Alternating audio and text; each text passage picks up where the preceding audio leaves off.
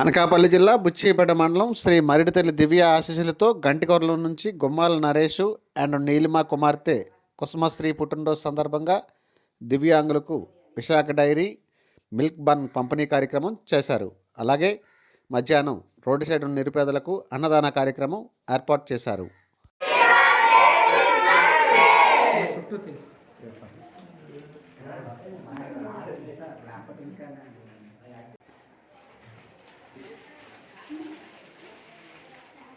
ఇప్పుడు చెప్పండి.